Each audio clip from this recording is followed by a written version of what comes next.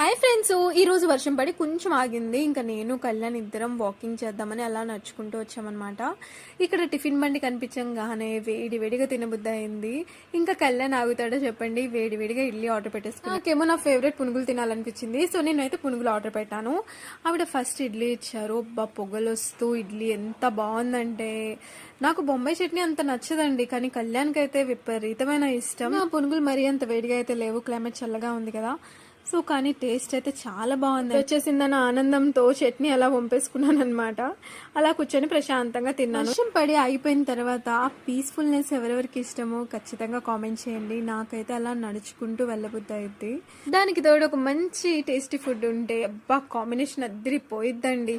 ఒక దోశ కూడా తీసుకొని టేస్ట్ చూసాము ఇద్దరం కలిసి.